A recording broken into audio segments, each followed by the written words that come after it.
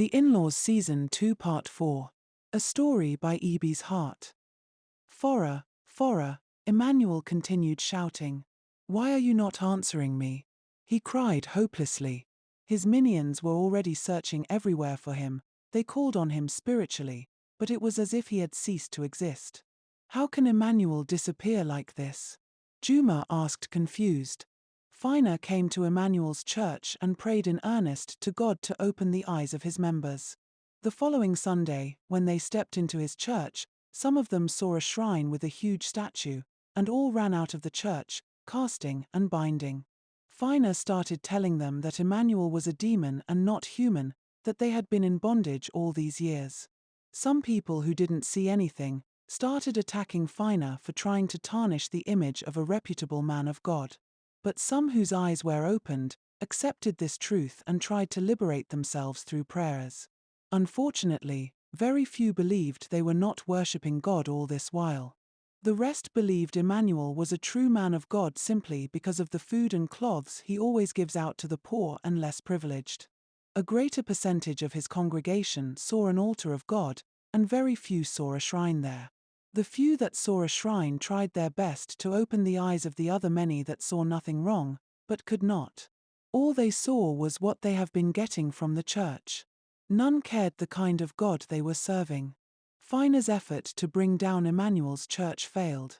She found out that Emmanuel was actually so powerful because of people's greed and quest for what they will gain. Emmanuel's church was the type that hold huge and very generous charity events. People always came from all over the world to gain from it.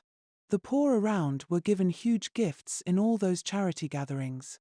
So telling them he was not a real man of God sounded too unbelievable. Meanwhile, Emmanuel kept calling on Fora to save him from captivity. After some days, Fora appeared and started clapping for him. The humans you shepherd are your power, and they have refused to waver in support for you, their master. You used the most powerful tool of captivity on them, which is money. The girl who put you in here could not change their minds about you. Therefore, I will help you escape for being so resourceful, but on the condition that you will start afresh. You will have to leave this body and take another form, this time around, the form of a woman. So I will release you from here, before they send you back to hell. But you will have to look for new body immediately and take over. Look for a pregnant woman who is weak in spirit, and who is about to give birth. Stay close to her. Once her baby comes out, you take over. But we have to be very fast. By the time Fina came back to check on her prisoner, she saw a lifeless body of Emmanuel. She screamed in anger because she knows that the demon had escaped and may not be found easily again.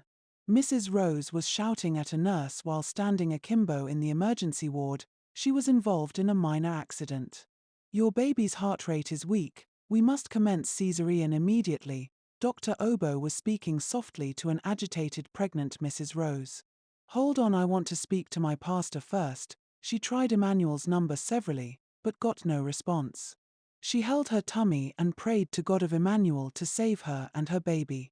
Apparently, she was a member of Children of God's Church, which happened to be the dead Emmanuel's church. The demon smiled and said, "Whoop. So she is our former church member. No wonder her spirit is very weak."